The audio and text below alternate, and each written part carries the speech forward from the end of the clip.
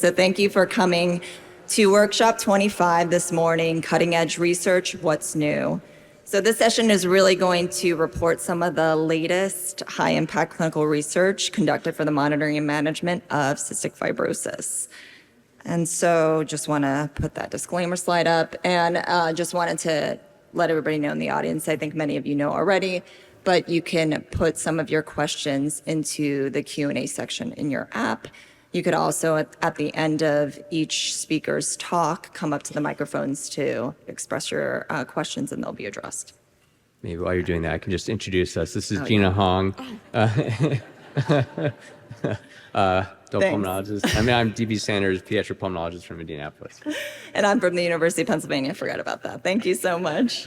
And then, because I thought he was going to introduce our first speaker, but I will do that. I'd like to invite Dr. Claire Keating. She's an associate professor of medicine at Columbia University, and she's going to be giving our first talk.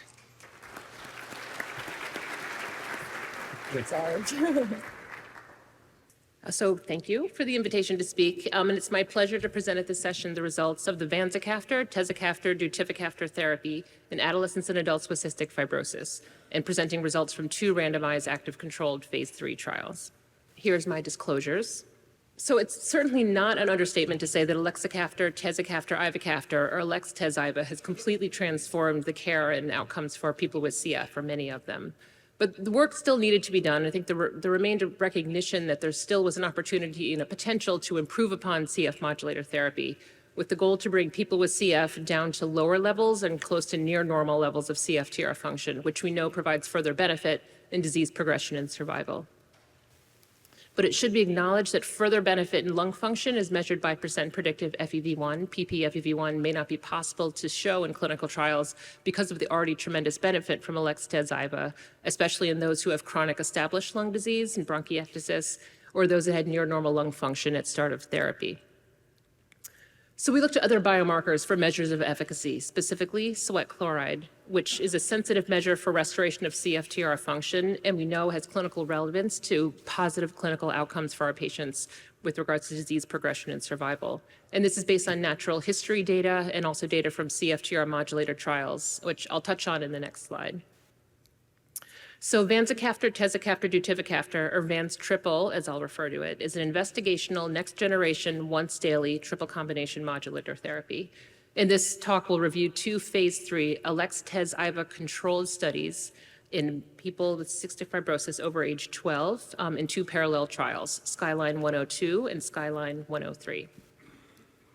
So just taking a step back, I just wanted to quickly touch base on what do we know and what have we learned about sweat chloride thresholds and their meaningful impact on prognosis and outcomes in CF. This is a publication from JCF in 2015 from US patient registry data. This is pre-modulator data from the registry. And on the y-axis is survival, and on the x-axis is age at death or lung transplant. And as you can see, people with CF with sweat chloride levels of greater than 80 millimoles per liter had lower survival compared to those with more moderate levels of sweat chloride elevations of 60 to 79, with even better outcomes in people with a cystic fibrosis phenotype, 2 positive mutations, but a sweat chloride less than 60. This is data presented at NACFC in 2022, and this was an analysis of the modulator trial's pooled participants' outcomes. And this is specifically clinical trials of Ivacaftor, Tezacaftor, Ivacaftor, and Alex-Tez-Iva, both the randomized trials and the open label trials. And what this showed was those that attained certain sweat chloride levels and relating them to certain clinical trial outcomes showed a positive correlation. So on the left, this annual rate of change in ppFEV1, lung function, those with lower sweat chloride levels greater than 80, 60 to 80, and less than 60 showed less loss of lung function over time with even a positive inflection with a sweat chloride of 60 or less. And to the right is annual rate of pulmonary exacerbations, also lower incidence of pulmonary exacerbations in people who attained a sweat chloride at lower levels. And this held constant for other clinical trial outcomes as well, including BMI and patient-reported outcomes of CFQR respiratory domain measurements. So people with cystic fibrosis with a sweat chloride below the diagnostic threshold of 60 millimoles per liter do have better clinical outcomes than those who have higher levels. And we can only imagine that driving sweat chloride levels lower than this, perhaps even down to normal levels of less than 30 millimoles per liter, will lead to even better long-term outcomes. So this is the trial design for the two studies. Eligible patients entered a screening period, and after 1 month, all participants were placed on open-label Alex/Tez/Iva. They continued on this drug for 28 days, and then were randomized to two arms. One, the Vanzacaftor, Tezacaftor, Deutivacaftor once-daily therapy with a PM placebo, or continued on Alex/Tez/Iva. Treatment period was 52 weeks, after which participants completed the study or enrolled over to an open label. Key eligibility criteria was age 12 or greater, ppFEV1 40 to 80 if not on Alex/Tez/Iva at screening, or 40 to 90 ppFEV1 if receiving Alex/Tez/Iva. And the two trials ran parallel. Skyline 102 enrolled exclusively F508del minimal function, and Skyline 103 enrolled F508del homozygotes, F gating, F residual function, or Alex/Tez/Iva mutation that was known to be responsive to a mutation that was known to be responsive to Alex/Tez/Iva, but not an F508 allele. The preset endpoints, the primary endpoint was lung function change analyzed for non-inferiority. So absolute change in ppFEV1 compared to the Alex/Tez/Iva run-in baseline FEV1 through week 24, with a non-inferiority margin set at -3%. Key secondary outcomes set in this hierarchical order were absolute change in sweat chloride compared to the Alex/Tez/Iva baseline at week 24, pooled participant data from Skyline 102 and 103 for those that attained or achieved a sweat chloride less than 60 on therapy, and proportion of participants from both studies who attained a sweat chloride less than 30 at week 24. Here's our table one, demographics and baseline characteristics from these trials, listed out by trials 102 and 103 adjacent to each other. And between the two arms in each trial, characteristics were fairly balanced. Age, female sex, lung function, sweat chloride, CFQR, which was pretty high to begin with at over 80, were equal between the two arms in the two studies. Majority of patients were on a modulator at entry into the trial, about 85%, and majority of these, again, through both trials, were on Alex/Tez/Iva. The genotype breakdown, 102 study was exclusively FMF as designated, and the 103 study was majority F508 homozygotes, and then 6 to 8% of the other genotypes listed here. The results of the primary outcome showed that Van's triple was non-inferior to Alex/Tez/Iva with regard to absolute change from baseline ppFEV1. So in the 102 column, you can see the absolute change of lung function through week 24 was a mean change of 0.3 in the Alex/Tez/Iva group and 0.5 in the Van's triple group, with a mean difference of 0.2, and similar outcomes as you can see in 103. No change in the Alex/Tez/Iva arm, and 0.2 change of ppFEV1 in the Van's triple group, again, a mean difference of 0.2. This is the same data on an inferiority plot. You can see the treatment difference across the baseline, the non-inferiority margin set at -3, with very little difference in lung function between the two groups at week 24. With regards to secondary endpoints, first, Van's triple was superior to Alex/Tez/Iva in absolute change from baseline sweat chloride, again, compared to the Alex/Tez/Iva baseline. So again, Skyline 102 column, baseline sweat chloride was 54 in the Alex/Tez/Iva group and changed by 0.9 at week 24. Van's triple changed -7.5 millimoles per liter at week 24, with a mean difference of -8.4.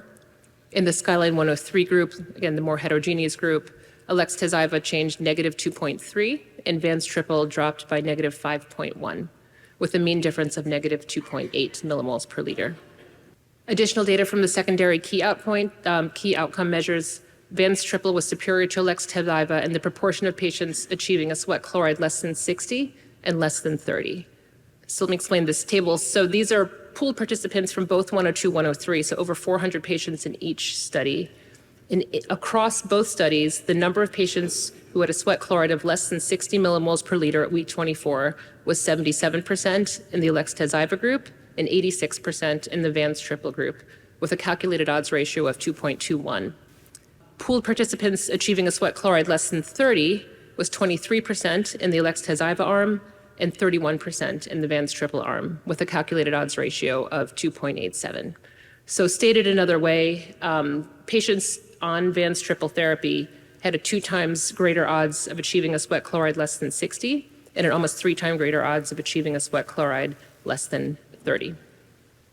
The other secondary outcomes were fairly consistent. So the number of pulmonary exacerbations through week 52 were low and similar in both groups, not statistically different.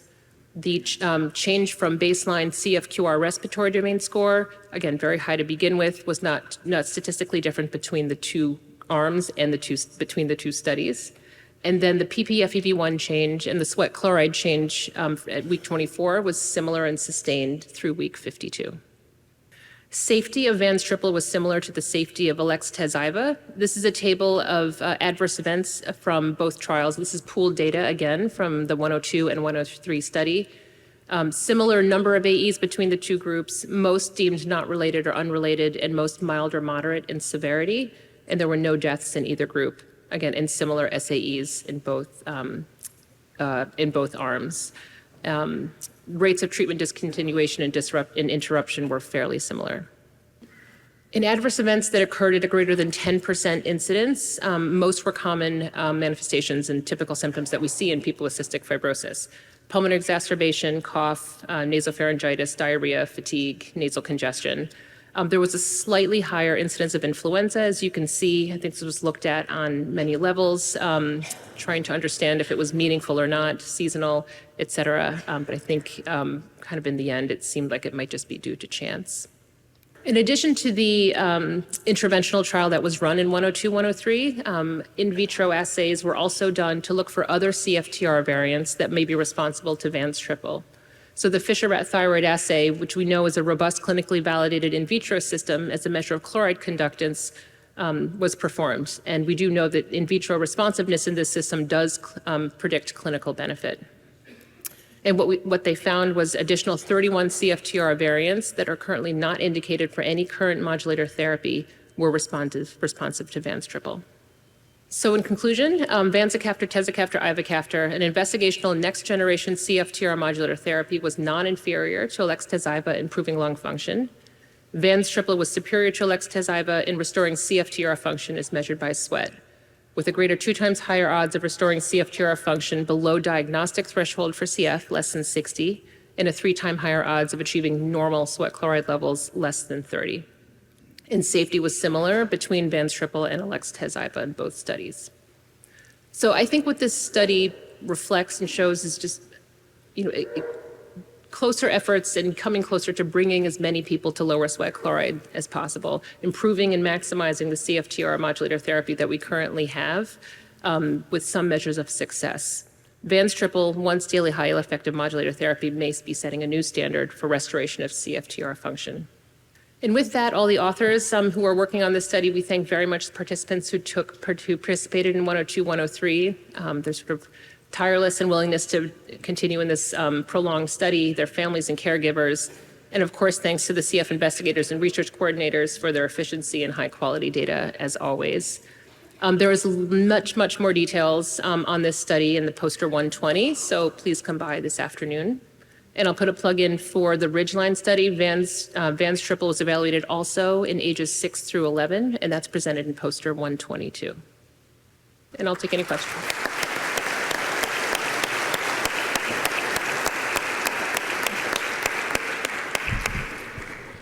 Hi, Greg McClellan from Austin, Texas, Still Children's. Would you mind commenting on mental health aspects of ETI versus Vans triple? Right, and we definitely acknowledge that's a huge area of interest.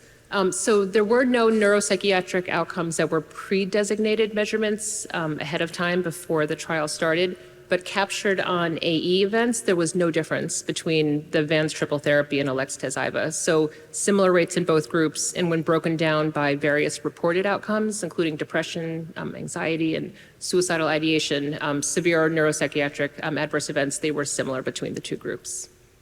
Dennis Hachaliadis, Penn. Thank you for presenting so nicely the data, and thank you all for doing, and our patients for participating in the trial. This is some intriguing data. I worry that probably we won't know a lot about the neuropsychiatric stuff because people that had stopped it, they were not eligible probably to do this trial anyway, my suspicion, so that's a group that we do not know about. but I would love to hear, from the panel or, from you, Claire, to speculate. It appears that, you can get people with a better sweat chloride, but there's also a high percentage of people that already probably have achieved a good sweat chloride on ETI. And it even showed in one of the trials, you didn't see as big a difference because their mean sweat chloride was 40 and the other one was 55. Mm-hmm. What are we going to do? Are we going to, do sweat tests on people, and see, where they are before we decide whether we try? Do we try it on everybody? Right, exactly. So I think that's the question that clinicians will need to evaluate based on this data and discuss with their patients. I think there's very clear groups who would make sense to try the new therapy. Clearly those that maybe have idiosyncratic side effects to Alex-Tez-Iva or not as positive a clinical response, or those that just really want once daily therapy and want less fat on a daily basis. The rest of the conversation is really what potential clinical benefit could we achieve. Certainly it does, in the 102 group, the FMF group did have higher sweat at entry, as you stated, in like the mid 50 millimole per liter range. And they seem to reap, at least in this trial, greater benefit in sweat chloride reduction. So perhaps that would be a group to prioritize. It seems to me extensive to do a sweat before and after for every patient, but that certainly could be a more individualized approach as well. Thanks very much for the presentation, Stephen Rosia Foundation. I have a question about the deuterated ivacaftor versus the ivacaftor. I noticed that the dose of deuterated ivacaftor is 250 milligrams versus 150 milligrams for the Vanzacaftor versus the ETI regimen. I'm wondering, have you looked to see if active serum levels of ivacaftor are achieved higher in the Vanzacaftor regimen, and if that has any tendency towards explaining the sweat chloride reduction? That is a very good question. I don't know the pharmacokinetic data on the Deutivacaftor, the deuterated ivacaftor versus standard. And those trials were run, as you know, many years ago, and deemed accepted by FDA that was achieving adequate serum levels and clinical benefit. But specifically in the Vans triple combination, I don't have that information. Right, and there are a couple questions in the app. Maybe a related one was there a tracking of the treatment burden of one daily pill versus two? I guess they all took two during the study, but and then the other question is with ETI, we reduce dose in the setting of complications, and how will a once daily dose affect that ability? No, that's an excellent question. So the randomized trial had a PM placebo, so there was really no advantage of dosing. There is the open label trial, which is still ongoing, and I'm sure adherence is being followed. But I imagine that would improve overall, probably maintaining at adequate levels being a once daily therapy. But that certainly is a potential limitation for those that dose reduce for various side effects or toxicities. They probably may have less flexibility with the Vans triple. I'm not sure how it's going to be packaged, but that is one potential disadvantage for some. Yeah, Great. Thank you very much. Great, thank you. Thank you.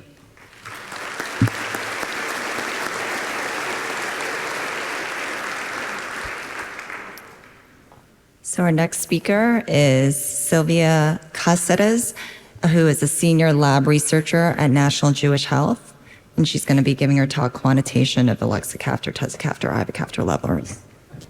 Well, thank you for the invitation and having me. And like Gina said, I'm Sylvia Cáceres, and I'm a research coordinator at National Jewish Health. And I'm going to be talking about the quantification of Alexa-Caftor, Tezacaftor, Ivacaftor levels, comparison between the study validation cohort and real-world experience. This is a presentation disclaimer. This is my disclosure. And as most of you know, in 2019, ETI was approved, and its efficacy is well established in large cohorts. However, some individuals have achieved less benefit. The study served to standardize and validate a high-performance liquid chromatograph method to monitor plasma levels of ETI components and two metabolites in people with CF. Utilizing this assay, we compared ETI values from a validation cohort with results from people with CF in a clinical setting at National Jewish Health. Our aims were to validate an ETI assay that pairs HPLC with ultraviolet detection, to evaluate the utility of a single measurement of ETI at clinically convenient time points, and to test the variability and overlap of ETI levels in plasma among people with CF on full or modified dose. So the study was used to validate the HPLC assay, and our inclusion criteria was the diagnosis of CF 18 years or older, taking a continuous and full dose of ETI for a minimum of 14 days, and the patients were admitted for a pulmonary exacerbation.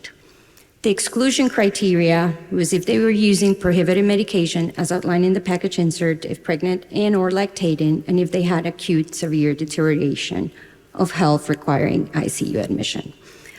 So our collection consisted of 3 blood draws post-ETI dose on the same day at 3 hours, 4.5 hours, and 6 hours. The medications, food intake, and time of ETI dose were also recorded.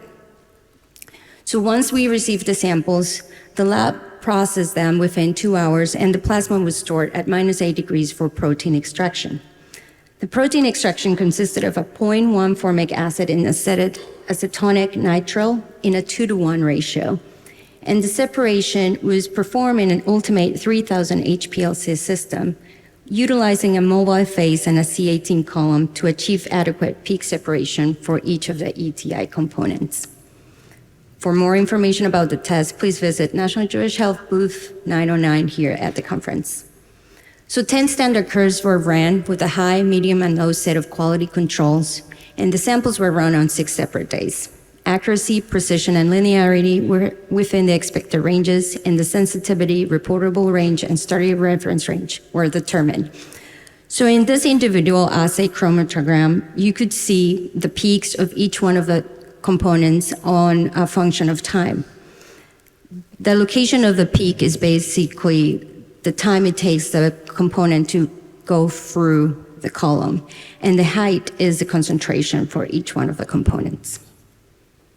So our data, we were able to enroll 32 patients, 59% of them were female, and the majority of them were 508del homozygous with 56%. The second largest group was the 508del with the residual function at 22%.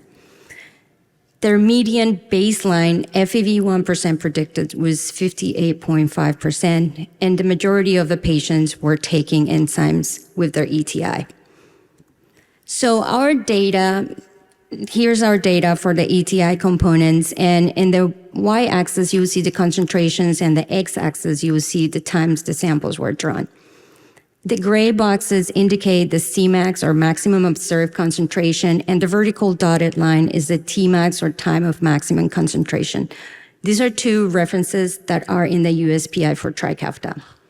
The EC90 and EC50 were also concentrations that we were interested in comparing our data with, and they are reported by Dr. Sai. So what we observed was high variability between the subjects, but a few subjects were within the reported Cmax range. We also observed no large differences between the subjects at the 3 time points. We also looked at the 2 metabolites for IVA, and we don't have Cmaxes or Tmaxes or EC50s or EC90s. So moving forward, we'll just focus on the ETI concentrations. So to summarize the validation cohort, the test was designed and performed following the FDI guidelines. The HPLC UV method proved to be a robust, reproducible, and low operating cost. There was no differences observed between the 3 time points. Therefore, a one-time draw will provide sufficient information, we hope. And the test became available in the fall of 2023 for the adult CF population at NJ. So once the test became available, the providers were able to suggested or recommended to our patients taking any dosage preferred by the patient. However, the data that we were able to include for analysis, the patients had to be enrolled in the CFF registry, had to have a diagnosis of CF, 18 years or older, any ETI dosage. The collection in this time was 1 blood draw during a clinic visit, and the time of ETI dose and the time of draw was also recorded. Sample processing and testing remained the same. So after a year of launching the test, we were able to have data for 73 patients on a full dose and 21 patients on a modified dose. In terms of gender, the full dose, 56% of the patients were females, while 81% of our patients on the modified dose were female. So now if we compare it to the validation cohort, the full dose and the validation cohorts are very similar. They're also very similar in the genotype. While the modified dose, the majority of the patients were 508 del residual function. In terms of the median FEV1 % predicted, the modified dose and the full dose cohorts were very similar in the mid-70s. So how does our data compare? So in this figures, you would see Vanzacaftor, Tezacaftor, Trikafta, again, concentrations on the y-axis. And then the x-axis will have our 3 cohorts. The red dots are the full dose, the blue dots are the modified dose, and the black dots are the validation cohort. We are just showing the 6 time point for the validation cohort since it's a little closer to the full dose or modified dose median time draw that we observe at 7.2 and 7.6 hours. We're also showing the median for each one of the cohorts and each one of the compounds with the green line. Again, we also have the Cmax, the EC90, and EC50, and we observe more variability in the clinical cohorts that we observed in our validation cohort. However, all 3 cohorts overlapped. And for all the cohorts and compounds, the median was above EC50, which is considered the optimal between EC50 and EC90. That's kind of like where we would hope to see our patients. We were also very fortunate to have 8 patients that participated in the validation cohort and also came to our clinic. We were able to compare their samples, and all of the subjects remain on a full dose. And what we observed was no significant differences between the 2 visits for most of the subjects. Yes, one of the patients might go up during the clinic visit, but sometimes we didn't observe that for all the 3 ETI components. So in conclusion, greater variability and complexity in the clinical setting. Our data aligns with the highly variable real-world measurements reported by others. Subjects on modified dosing trend towards lower levels, but extensive overlap with subjects with full dose. This data also suggests that some people may achieve similar ETI levels while receiving a lower dose of ETI. Special situations may influence levels and are also being monitored, including the use of clofazimine, hemodialysis, post-transplant, and liver disease. We're also monitoring women pre- and postpartum, breast milk, and infants. The assay is being used as an exploratory tool, and we have received samples from over 22 CF centers. We anticipate to test the Vanzacaftor, and we're also collaborating with Dr. Gembelov to model average levels based on the single data point that we have. So I just want to thank our amazing team in Colorado. The clinic and research team have been super supportive, and ADX at National Jewish Health, and our collaborator, Dr. Gembelov, and our CF patients.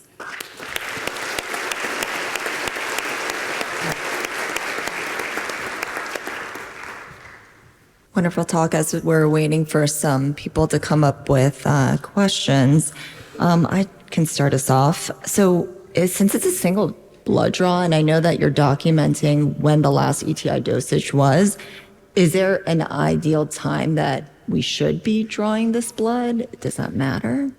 That's a good question, and we get that question a lot. It does matter. We don't know what will be the exact. There is a lot of variability between subjects. For some person, it might be closer to 6. For some person, it might be closer to 8. So we take it as they come, unfortunately. Yeah, a question in the app is, so the range during the validation was 2 to 6 hours, but the time of the draw was 7 or more hours. And are we sure this is there in a steady state then? Are we sure their levels are in a steady state? Yes, that's a good question too.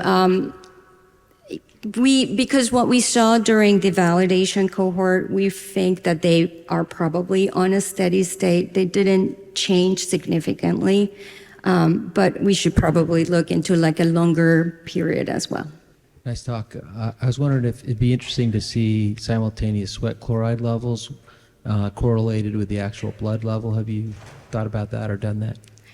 Yes, we have thought about it. We don't, because we have an adult CF population. We don't do sweat tests routinely, but we are definitely looking into doing the sweat test and ETI to compare. And whether, for example, a patient wants to modify the dose, we could also compare it that way. That's a great point. If there's no more questions, thank you.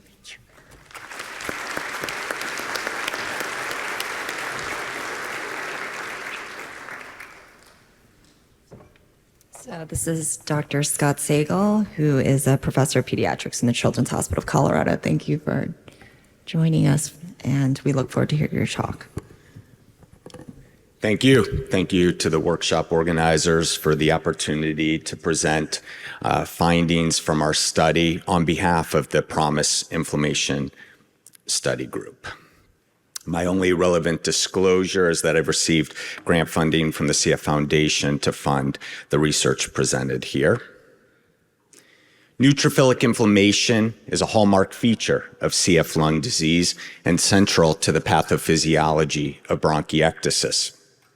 Elevated levels of neutrophil elastase and other markers of inflammation are associated with lower lung function, bronchiectasis, disease progression, increased risk of exacerbations, and response to exacerbation treatment in people with CF. The new way to describe how airway inflammation interacts with the other components of CF and non-CF bronchiectasis, including airway infection, impaired mucociliary clearance, and airway remodeling, is as a vortex where each pathophysiologic step contributes directly and indirectly to each of the others. What is known about the effects of highly effective modulator therapy on inflammation? Studies of Deutivacaftor, a highly effective CFTR potentiator and the first modulator approved for people with CF with at least one G551D allele, yielded mixed results in terms of its impact on airway inflammation. This study, led by Katie Heisert and Pradeep Singh, found that Deutivacaftor therapy markedly reduced sputum measurements of inflammation through 1 year of therapy in a cohort of 12 adults with CF, most of whom were chronically infected with Pseudomonas aeruginosa. In contrast, in the G551D observational trial, or the GOAL study, several measurements of inflammation in sputum, including IL-8 and neutrophil elastase, did not significantly change through 6 months of treatment in one cohort with milder lung disease assessed by sputum induction, and a second group with more impaired lung function who spontaneously expectorated sputum before and 6 months into Deutivacaftor treatment. Studies of ETI therapy, however, are more consistently demonstrating anti-inflammatory effects. These are some of the emerging studies in the last 1 to 2 years, including one showing reductions in lower airway neutrophil counts in 8 subjects, another showing short-term reductions in sputum and circulating measurements of inflammation 1 month after ETI initiation, and a few studies in Europe that have reported on reductions in airway and systemic inflammation through 3 and 12 months of ETI therapy. These studies are limited in part by several of them being single-center studies, enrolling relatively few subjects and mainly adults, and the limited availability of sputum after initiating ETI therapy. The primary objectives of our study were to investigate effects of ETI through 2 years of therapy on airway and systemic inflammation in a multi-center cohort of adolescents and adults with CF, and to examine relationships between changes in inflammation, sweat chloride concentrations, and clinical outcomes. The PROMISE study is a multi-center, prospective, observational study of ETI in people with CF and at least one F508del allele. While PROMISE has been extended down to 6 years of age, I'll just be presenting data from adolescents and adults greater than 12 years of age through 24 to 30 months of therapy. Participants needed to have a baseline or pre-ETI blood and/or sputum sample collected and at least one additional sample at a post-ETI follow-up visit to be included in these analyses. Measurements of inflammation in sputum primarily obtained through induction included free neutrophil elastase activity, calprotectin, a cytokine panel, and in blood we measured high-sensitivity C-reactive protein, calprotectin, and HMGB1. The baseline demographics and clinical characteristics of the 223 PROMISE inflammation substudy participants are summarized in this table. The average age of the cohort was 24 and a half years of age, and they were relatively well balanced across these three age strata. About 50% of this cohort was homozygous for the F508del allele, and most of them had been previously treated with CFTR modulator therapy. The mean FEV1 of the cohort was 80% predicted. About 3/4 were infected with Staph aureus at baseline, and a little less than half were infected with Pseudomonas aeruginosa at baseline. I'll also point out that we have a separate sputum cohort that's encompassed in this overall cohort of 148 subjects. Their demographics and clinical characteristics were quite similar. Their average lung function was just a bit lower at about 77% predicted. The PROMISE inflammation cohort experienced improvements in these clinical outcomes, including FEV1, BMI, respiratory symptoms as measured by the CFQR respiratory domain, and reductions in sweat chloride that paralleled the PROMISE core study participants. Specifically, again, the mean FEV1 at baseline was 80% predicted, and they experienced approximately 10% improvement in FEV1 across the study visits. Looking at respiratory symptoms, their initial baseline score on average was 71. 100 is the best score, essentially no symptoms. These subjects reported improvements ranging anywhere from 10 to almost 20 points on the CFQR scale during this study visits. And the mean baseline sweat chloride of participants was 88 millimoles per liter, and they experienced an approximate 40 millimole per liter reduction in sweat chloride during the study visits in which sweat was collected. Now recall that the sputum cohort consisted of 148 subjects who provided a sputum sample at baseline pre-ETI and at least one sputum sample at a post-ETI visit.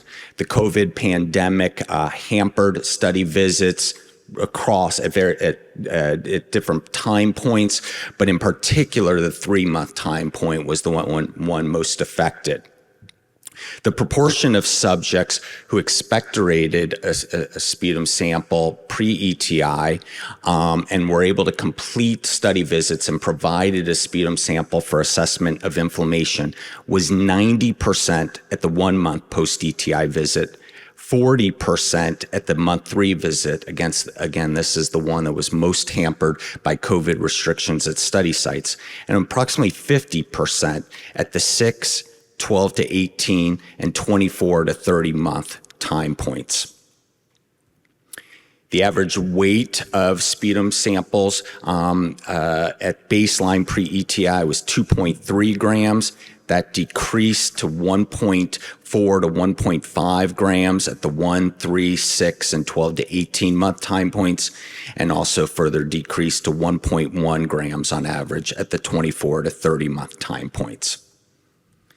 ETI was associated with significant and sustained reductions in sputum neutrophil elastase activity, calprotectin, IL-1 beta, and IL-8. It was associated with significant and sustained increases in sputum IL-6 levels through 24 to 30 months of therapy. We observed variable changes in sputum interferon gamma levels, and sputum TNF alpha levels did not significantly change during study visits. In terms of serum, the proportion of people in whom we had baseline blood samples, we were able to obtain serum from approximately 90% of them at the 1, 6, and 12 to 18 month time points. ETI was associated with significant and sustained reductions in circulating hsCRP, decreases in circulating calprotectin at the 1 and 6 month time points, and decreases in HMGB1 at the 12 to 18 month time point.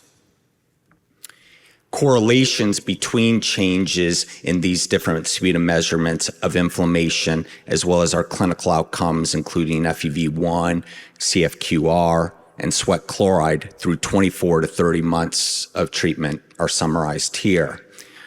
Changes in sputum neutrophil elastase activity were inversely correlated with changes in FEV1 and CFQR, meaning reductions in sputum neutrophil elastase were associated with improvements in FEV1 and respiratory symptoms. Changes in IL-6 were positively correlated with changes in FEV1, again, meaning that increases in IL-6 were associated with improvements in lung function. And changes in IL-6 were inversely correlated with changes in sweat chloride, such that increases in IL-6 were associated with reductions in sweat chloride. Correlations between our circulating measurements of inflammation and lung function and respiratory symptoms are summarized here. Changes in CRP were negatively or inversely correlated with changes in FEV1 and CFQR, meaning again that reductions in circulating CRP were associated with improvements in FEV1 and respiratory symptoms, and reductions in calprotectin were associated with improvements in respiratory symptoms at 12 to 18 months. In this busy table, we are comparing changes from baseline in serum inflammation measurements at the 12 to 18 month time point and sputum inflammation measurements at the 24 to 30 month time point based on age, lung function, and Pseudomonas aeruginosa infection status pre-ETI. So we dichotomized age based on being less than or greater than 18 years of age, lung function being less than or greater than 80% predicted, and Pseudomonas status as being either uninfected or infected. And there were no significant differences in changes in either the circulating or the airway measurements of inflammation based on age, but greater reductions were observed in measurements of inflammation in those with more impaired lung function, those who had a FEV1 less than 80% versus those with mild or more preserved lung function greater than 80%. And similarly, some of the measurements of inflammation changed more significantly in those who were infected with Pseudomonas versus those who were uninfected.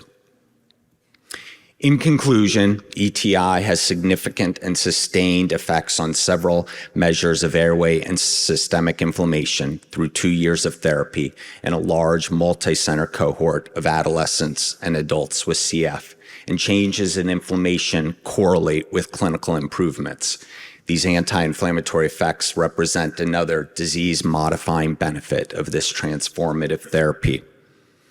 With that, I'd like to thank my colleagues and co-authors who contributed to this abstract and presentation, the CF Foundation's Therapeutics Development Network that's overseeing the PROMISE study, and the sites and investigators participating in the study, as well as the PROMISE inflammation sub-study participants.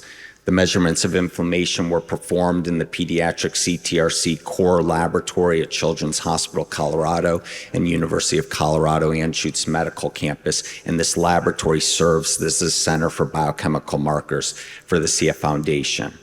These are my institutional affiliations and my funding sources. Thank you.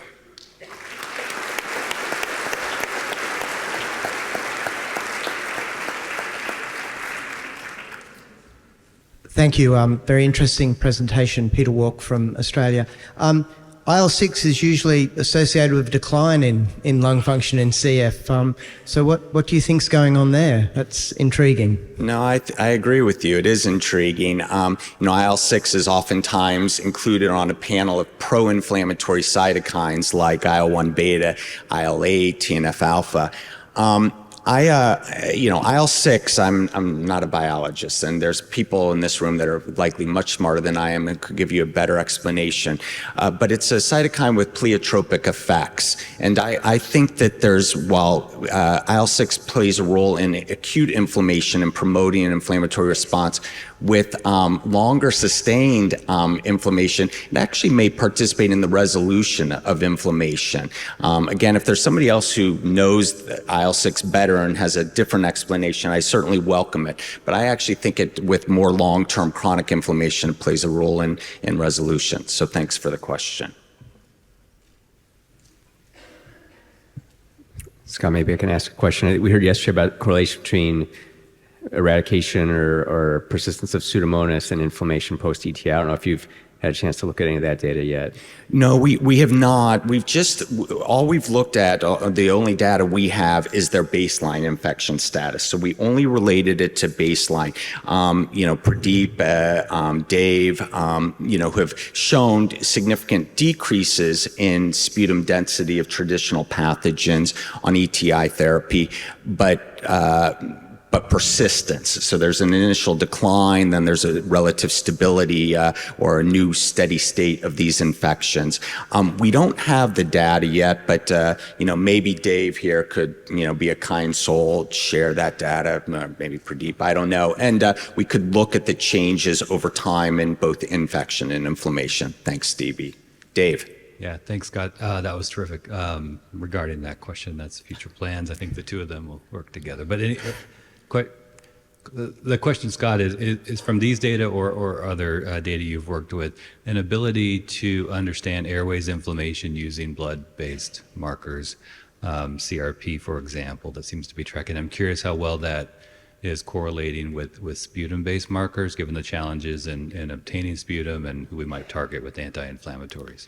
Yeah, it's a great question, and they correlate modestly. We've also looked at it here, and I don't think I included it in the slide set. No, this is looking at correlations between the serum, and we actually looked at it. There are modest correlations, with R values of about, 0.3 to 0.4, particularly if you look at high sensitivity CRP in the blood and sputum neutrophil elastase activity. So there is some relationship. But again, I think systemic inflammation is feeding off of many different sources in the body. So thank you. Thank you. Guys, I appreciate it. Thank you for your time. You got it. All right. Our next speaker is Cindy Brown, adult pulmonologist and center director at Indiana University, and she'll be talking to us about the HERO2 study results.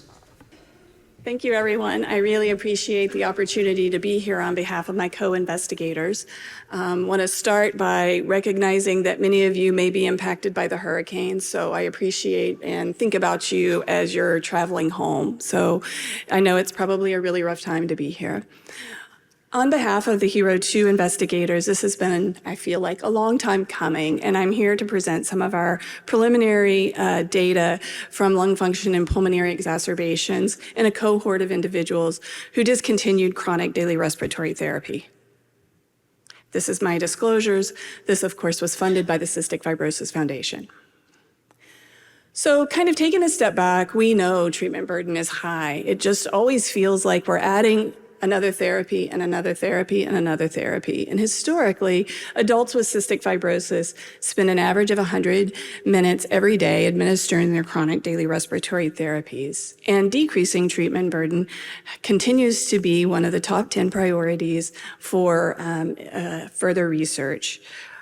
The table here was published in 2020 by Dr. Gifford and colleagues, sort of in their planning stages for the SIMPLIFY study. And as you can see, airway clearance and inhaled antibiotics was at least somewhat burdensome to very burdensome by over 90% of the population living with cystic fibrosis. Likewise, hypertonic saline and Dornase alpha were rated as somewhat or very burdensome by more than 2/3 of the cystic fibrosis population. So obviously, we have a population of individuals who have been very burdened by their chronic daily respiratory care, and with the approval of Alex/Tezacaftor and the subsequent improvement in daily symptoms and lung function in this group of people, we have an opportunity to investigate discontinuation of care. This began with the Simplify investigators with the randomized controlled trial of short-term treatment discontinuation, looking at discontinuation of either hypertonic saline or Dornase alpha. And in a non-inferiority evaluation, these were considered non-inferior, and you can see the primary results there showing really no difference in lung function between the two groups. The caveat placed on this study is that these were largely very healthy participants with a mean FEV1% predicted of about 97%. What we know from looking at the CF patient registry is that our patients are already voting and discontinuing their therapies. This is a data slide from the 2023 annual data report, and you can see that every year, essentially, since Alex/Tezacaftor was approved, we're seeing a downward slope in these chronic daily respiratory therapies. If you just take, for instance, Dornase, which is the blue line at the top, going into 2019, that line was going up every year with a percentage of eligible people being prescribed Dornase.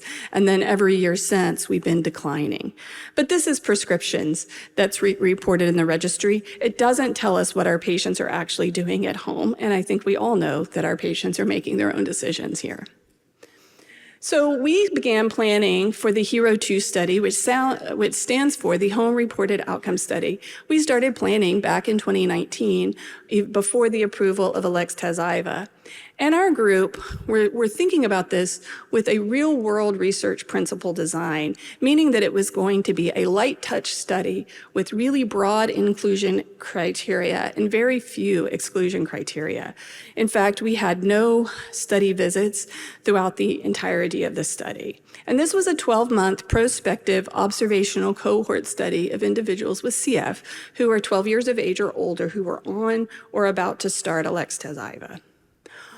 All informed consent and all data collection occurred within the Folia Health application, which is smartphone or computer-based, and individuals did have to be able to communicate in English in order to interact with the application. Each participant was asked to track symptoms and their medication use on a daily basis for a minimum of 12 days per month. At enrollment, participants were asked to report what changes they had made to their chronic daily therapies since starting Alex/Tezacaftor. Our outcomes data were collected from the CF Foundation Patient Registry, and our participant data had to be linked to the CF Patient Registry. Our enrollment occurred between May of 2021 and August of 2022. Our study design manuscript has been previously published earlier this year in Chest Pulmonary.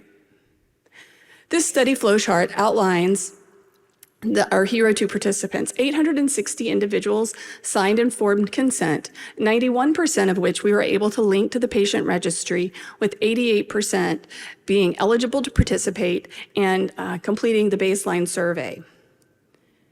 At enrollment, 42% of individuals had discontinued one or more of the chronic daily therapies. And the table shows you what types of daily therapies were being discontinued. Now, if you add those up, you can see they add up well beyond 313. So many people were discontinuing more than one of their chronic daily therapies. And the most common thing that people were discontinuing was their airway clearance therapy. The next slide kind of delves into this a little deeper, and you can see a quarter of the population discontinued 2 or more therapies, with 7% of the population discontinuing all 5 of these chronic daily therapies in cystic fibrosis. These are the demographics and clinical characteristics of our study population, looking at those who did not discontinue versus those who discontinued chronic daily therapy. There is no significant difference between the groups, and the mean age was about 29 years, with the population being about 60% women. The only difference was those who discontinued their chronic therapy were more likely to have any type of private insurance.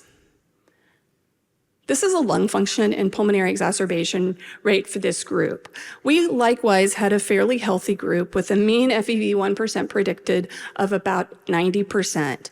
As you can see, when you look at the distribution, in general, about a quarter of the population had an FEV1 of 70% predicted or less.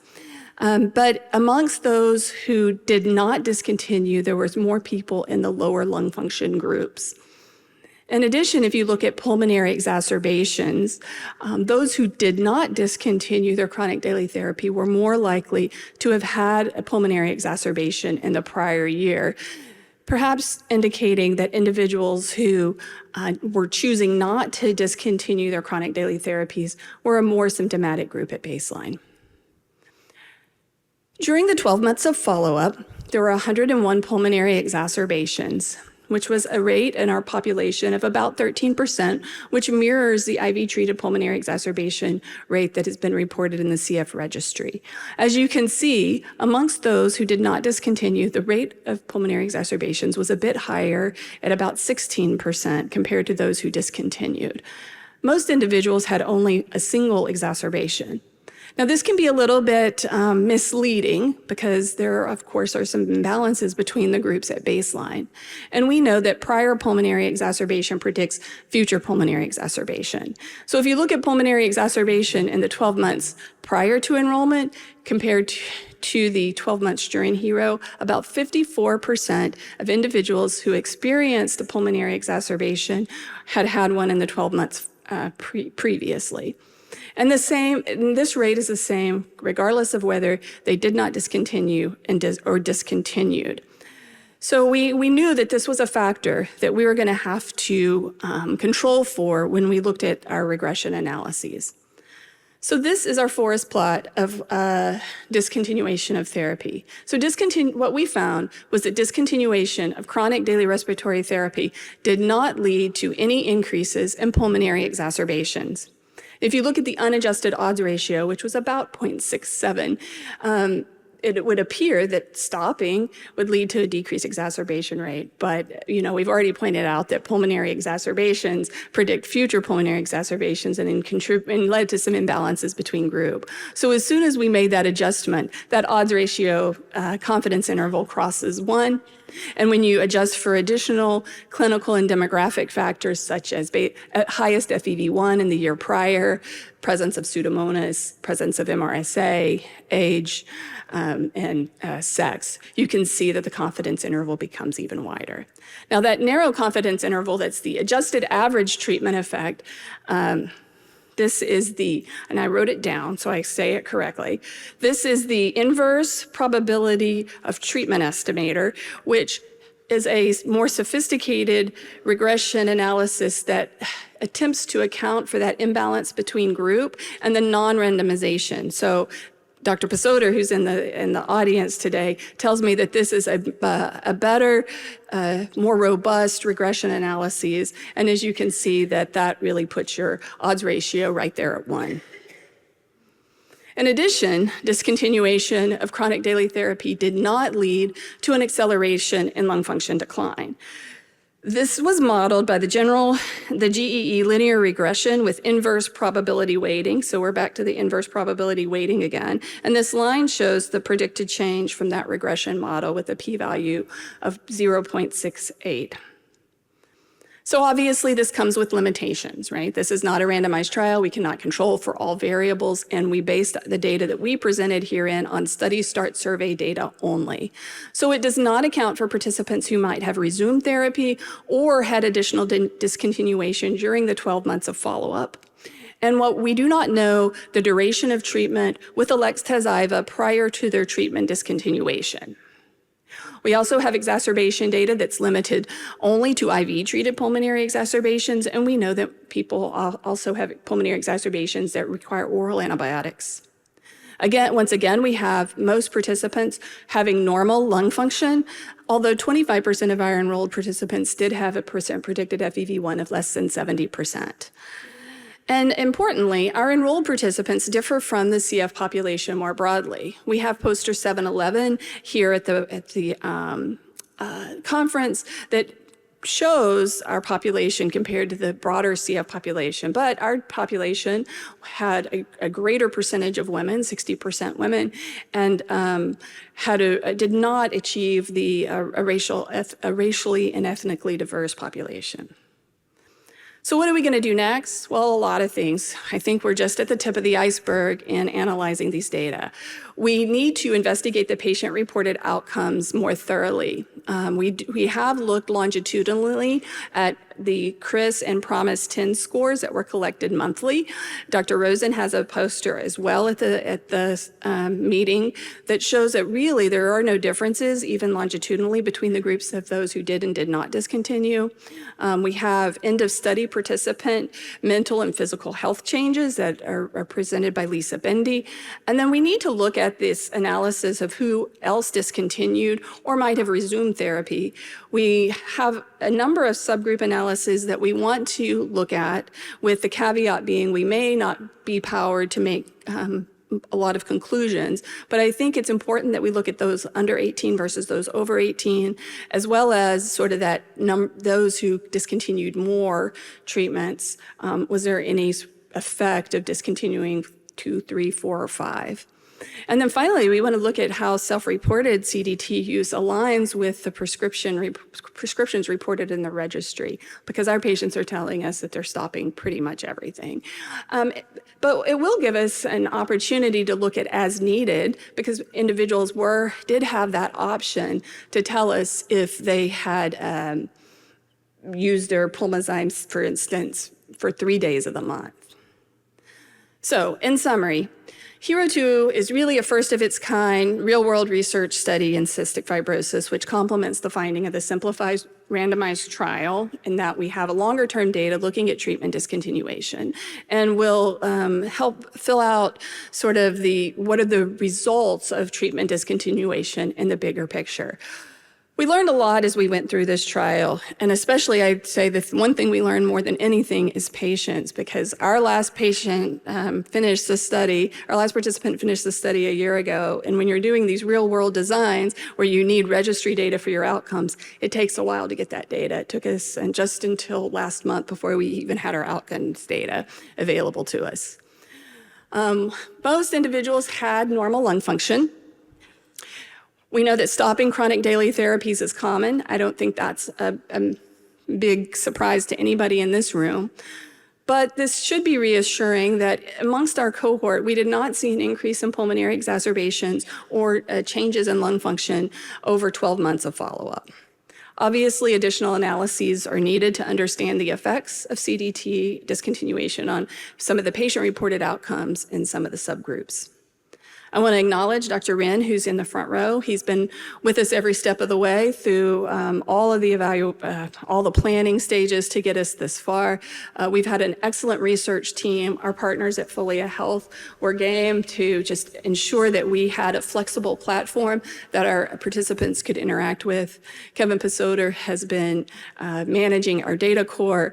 And really, thank you all. Many of you in this room helped us find the participants. This was a really large, really heavy lift, and we'd never done anything like this, where we were trying to remotely get people to interact with our platform and complete the study. So thank you all very much.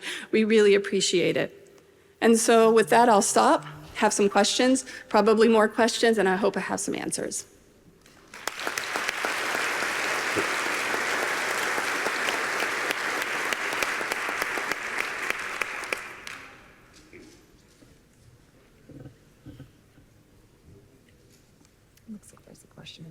Scott. Thanks so much. That was amazing, and such an important study, adding on to Simplify. Can you give us a feel for the level of engagement of patients? They were asked to engage daily with... Yeah, they were asked to engage daily. But in order to get so we know that people aren't going to engage daily. We rarely engage daily with certain things. But we asked them to record, in order to be eligible to receive payment, they had to enter data a minimum of 12 days per month. that we haven't fully been analyzed the level of engagement, but in general, over the course of the study, it looks like over the course of the entirety of this study, we maintain that engagement from anywhere from a third to 50% of the population. I'll bet. I can't wait to see your subgroup analyses with low lung function, and then if there's any signal on which therapy they stop as well. Yeah, thank you. Dennis? Dennis Gajaliadis, thank you and congratulate you and the study team for presenting the data so nicely and also doing the study. This is a Herculean effort, and to our patients again for participating. You might have said that and I missed it, but the definition of discontinued versus continued, what was it? How many days? Is it like doing 0 and doing every day, and how many people might have fell in the in-between, the as-needed part that you put in there? Right. So the question was simply, when we asked people when they were starting, in their study start survey, they were asked, which therapies are you currently doing, and what therapies did you want to do but have now stopped? So we simply asked, have you stopped the therapy? And that's what this is reporting, is whether you stop the therapy or not. So this is the one-time point. One-time point. So we have additional time. Every month after that, they were asked, did you resume any of your previous therapy? Is there any new therapy added, or did you stop anything additional? And that's the part we don't have analyzed yet. Okay, thank you. Yeah, I think there are a few questions in the app about the ongoing analysis that you'll do, the as-needed treatments, the as-needed symptoms. One question is about, did they report if they're producing sputum at enrollment, and did that correlate if they had stopped or not? Yes, we did ask about cough and sputum production at baseline. That was a poster that was presented last year. At baseline, 40%, so we had a scale on cough severity from 0 to 10. It was just a simple Likert scale. And at baseline, 40% of individuals reported 0 cough.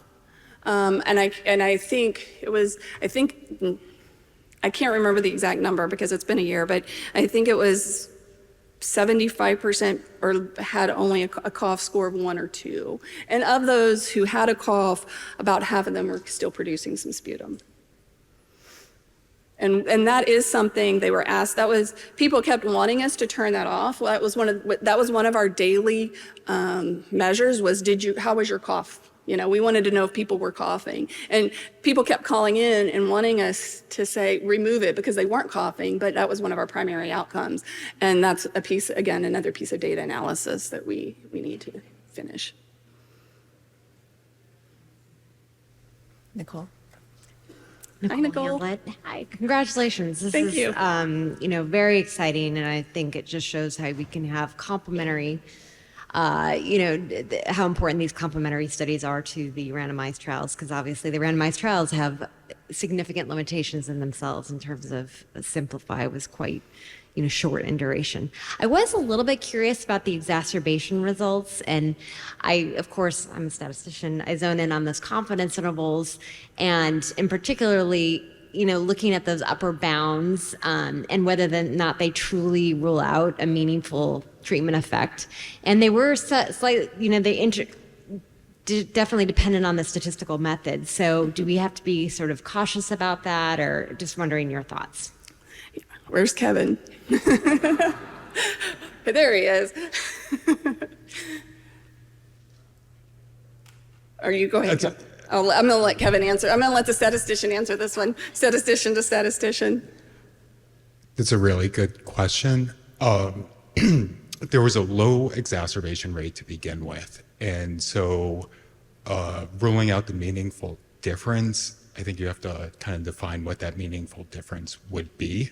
But I would say the smaller confidence interval that we're getting with the inverse probability weighting is a function of the lack of extreme weights that usually come about when using these methods. So we had very good overlap in the weighting procedures, which gave about very good balance in patient characteristics. So given the sample size, that's why you're getting a very, very precise estimate with the exacerbation rates. And I hope that answered your question, Nicole.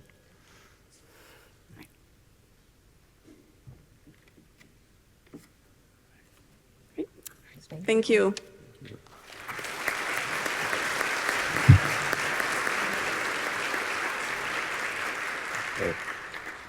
And our last speaker this morning is Margaret Rosenfeld from Seattle Children's Hospital and University of Washington.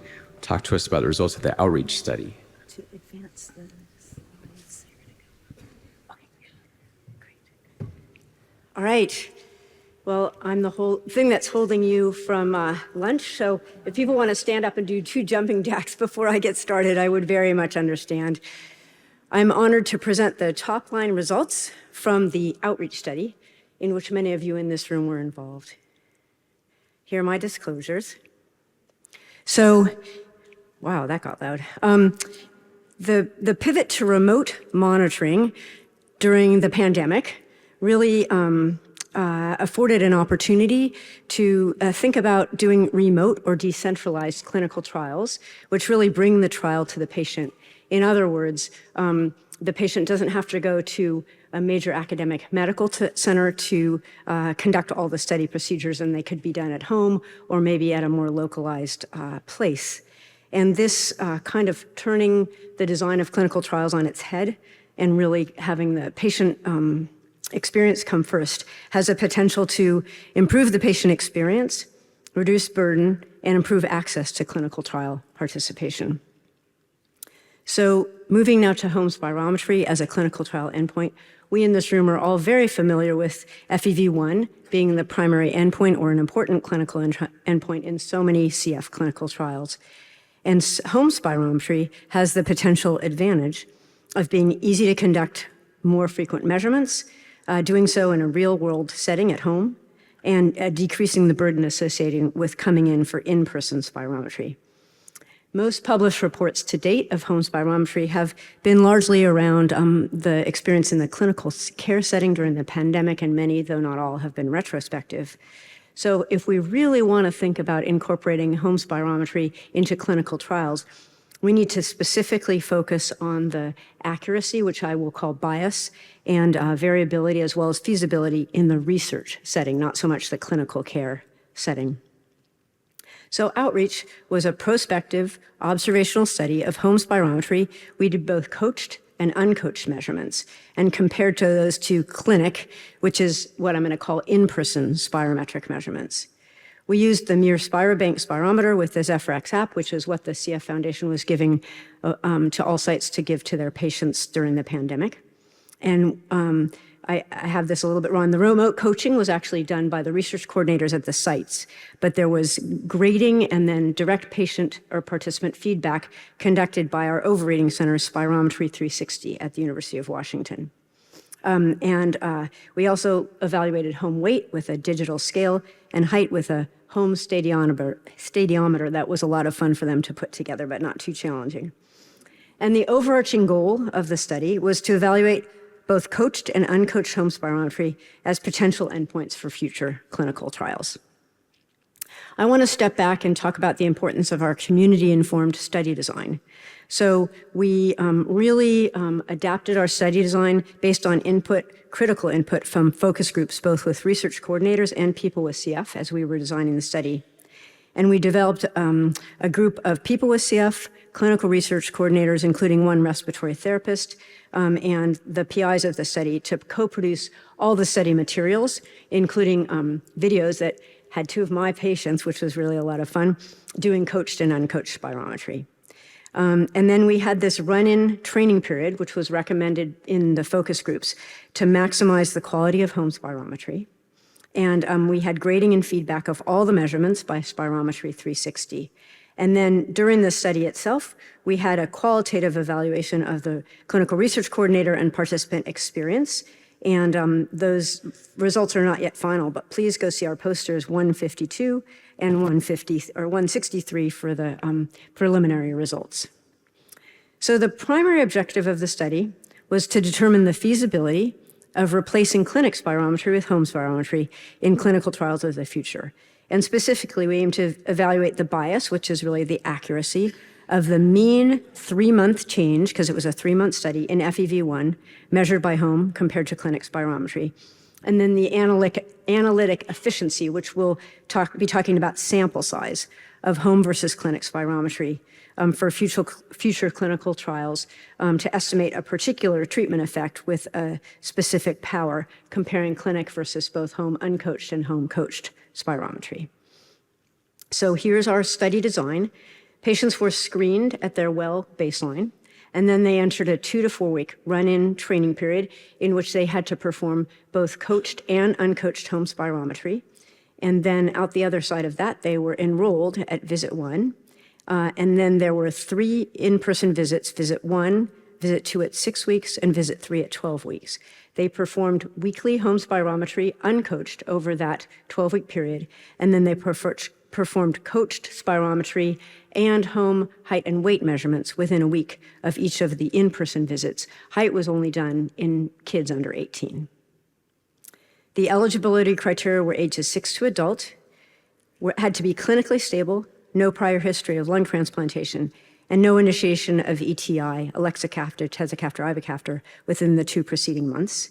And then during the run-in period, they had to successfully complete at least 1 coached measurement and 2 uncoached measurements in order to be able to enroll in the study. And they were getting coaching and feedback from Spirometry 360 as necessary during that period. In terms of our statistical methods, we use linear mixed effects models to estimate the bias, again, the accuracy, of home compared to office spirometry. And we incorporated only the closest home measurements performed within 1 week of each clinic measurement.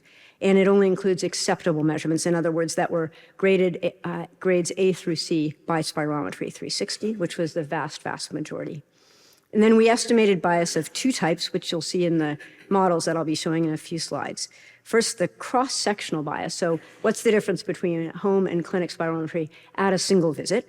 And that would be the intercept of the model. And then the bias in the mean 3-month change from visit 1 to visit 3. And that's the difference in the slopes from the model. So here's our consort diagram. You can see that we screened 139 participants, and then 22 were ineligible, mostly because they were not in their stable baseline state at the enrollment visit. Most all of them did fine during the run-in screening period, and we ended up enrolling 115 participants at the 19 participating sites in a pretty short time period at the end of 2022 into the fall of 2023. In terms of baseline characteristics, I think the ones to point out are that we had about 15% who were under 12, about 25% who were teens, and then about 60% who were adults. That was by design. Well balanced between males and females, and maybe not the ethnic diversity of the US CF population, but we were able to enroll 10% Hispanics, and the vast majority were on ETI at baseline. In terms of baseline FEV1, if you focus on the peds and adults column separately, you can see that the mean percent predicted FEV1 in the pediatric group was about 106% and about 82% in adults. We, by design, stratified enrollment in the adult into the groups less than 60, 60 to 80, and greater than 80%, and you can see how everyone fell out, which was about the prevalence that we were hoping for. And then in terms of the kids, you can see that the vast majority, about 70%, had a percent predicted FEV1 over 100%. So now moving into the results. In terms of the feasibility of home spirometry, in terms of the weekly home uncoached measurements, a mean of about 80% of participants had the expected number of measurements all completed. In terms of the home coach measurements, they basically all got done. I think that was because of the RCs doing such an incredible job of scheduling those, which is not easy to do. And then about 90% of the uncoached and 93% of the coached home measurements were acceptable according to ATS criteria by our overreaders, not by the app itself. We'll look at that concordance later, according to our overreaders at Spirometry 360. Okay, now delving into our modeling. First, we're going to spend a couple of slides looking at the cross-sectional comparison of home to clinic spirometry. In other words, at a single point in time, what is the accuracy of home uncoached or coached spirometry? And so what you can see here is that the mean FEV1 percent predicted in clinic was 91%, for home coached 89%, and for home uncoached about 88%. And if you look at that bias compared to the red line at 0, you can see that the home coached was significantly lower than clinic, and home uncoached significantly lower still, which is what has been seen in other reported studies, so no surprise there. And then if we look at this by age group, we also did it by percent predicted FEV1, but I won't show those slides because of time. What you can see is that there are different patterns between the little kids, 6 to 12, the teens, and the adults. And in particular, you can see that there is a bigger difference between clinic and home spirometry in the little kids than in the adults, and also that there was a bigger difference between home coached and home uncoached between the little kids and the adults. And that makes intuitive sense, and that is indeed what we saw. So children, particularly those between 6 and 12, appear to benefit the most from coaching, and there's not as much of a clear benefit for adults. Now we're going to move to looking at the longitudinal outcomes. So what is the accuracy of the 3-month change in percent predicted FEV1 comparing home to clinic spirometry? So if we look overall, we see a different story from the cross-sectional results. We see that the accuracy was very, very high for that 3-month change, both for home coached and home uncoached spirometry, without an important difference between the values across all those 3 types of measurements. So the mean bias was not significantly different from 0, but there was more variability for home uncoached. Now, if we look at this again by age, the little kids, the teens, and the adults, you can see a similar story between all 3 age groups in that there was not a significant bias, but you can see that the confidence intervals for home uncoached in the little kids are broader than they are for coached, whereas in the adults, they were very, very similar. So the coaching appeared to decrease the variability of the bias in the children, but not in the adults. If we look at accuracy of home height and weight, we were a little bit disappointed. So what you can see here is weight in kilos, height in centimeter, and the cross-sectional comparison with the simultaneous in-clinic measurements at visits 1, 2, and 3, which tell similar stories. And the difference relative to clinic is in kilos for weight and in centimeters for height. And you can see that particularly for height, wow, those confidence intervals are a little disturbingly broad and would not suggest that that stadiometer is probably going to help us with home height. For weight, the story is a little bit better, but if we look at bland Altman plots and the limits of agreement, they're not great either. So I'm not quite sure what happened since it's a digital scale and everything was in kilos, but not as good as we had hoped. So the mean values are similar to clinic measures, but on individual basis, there was a lot of discordance. Now, finally, I'm going to turn to sample size calculations. So I'm going to present data on the sample size required to detect a 1% difference between the treatment arms in some hypothetical clinical trial of the future in the change in FEV1 percent predicted from enrollment to the end of the study. Let me point out 1% is a tiny difference, and say we were doing a study of ETI, we might be looking for a 10% difference. So the absolute numbers that you'll see could go up or down, but the relative difference between the 3 modalities would be the same no matter what sample size we chose. So don't focus so much on the numbers as on the difference between the 3 kinds of spirometry. So here is for the cohort overall, the sample size to detect a 1% predicted change. And we've got clinic spirometry in red, home uncoached in green, and home coached in green and home uncoached in blue. I keep on getting that wrong. Let's try that one more time. Green is coached and blue is uncoached. And what you can see is they're all fairly similar. In fact, the home coached seems a little bit lower than the other 2. If we drill down between the 3 age groups, we can see a little bit more nuance about the story. So in the kids 6 to 11, we can see that the home uncoached measurements really require a larger sample size than the other two modalities. That's attenuated a bit in the teens. And then in the adults, the three modalities have very, very similar sample sizes, which are also not surprisingly quite a bit lower than in the other two groups, particularly than in the 6 to 11-year-olds. So coached home spirometry appears to offer the smallest sample sizes for children, both 6 to 11 and teens 12 to 18. And for adults, much smaller sample sizes overall are needed, and there's no clear benefit of coaching. I do need to point out that when we stratify into these different age groups, the estimates are based on pretty small sample sizes, so take these with a grain of salt. So in conclusion, as seen in prior studies, mean home spirometry measurements are slightly lower than clinic spirometry, and coaching appears to improve the accuracy, particularly for children 6 to 12.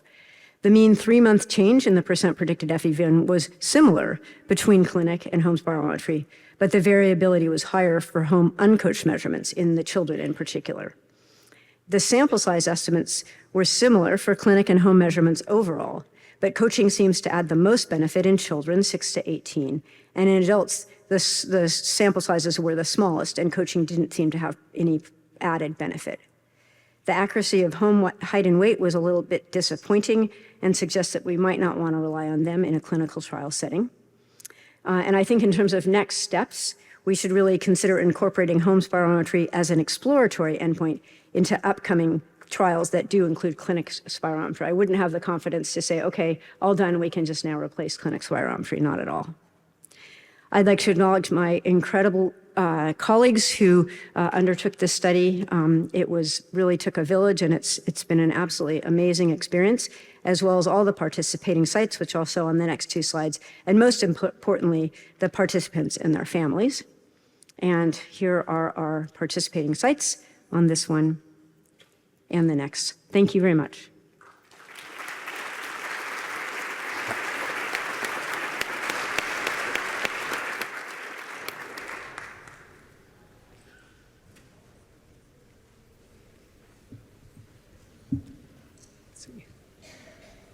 All right, thanks, Margaret. Oh, Scott, do you have a question? Thanks, Margaret. That was awesome. Have you considered how much the sample size could further decrease with home spirometry by being able to get more measurements so people aren't having to come back as often? Yes, that is one of our really important future analyses. So we did obtain 8 weekly uncoached measurements. The problem is we only obtained 3 of the other measurements, so we're toying with the best way to evaluate that, but we'll probably just stick within the uncoached measurements. What's the effect of different measurement frequencies? That's yet to be done, and a really important question. Thanks. Ed Sears, Portland, Maine. I agree the height and weight was a little bit surprising that it was so inaccurate in the home environment.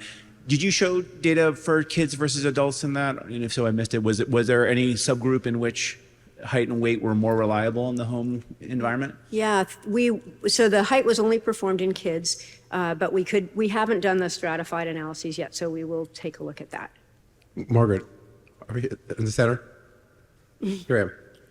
Yeah, Ben Wilpon, Seattle. I have a naive question, but I hope that other people in the audience have the same question that I do.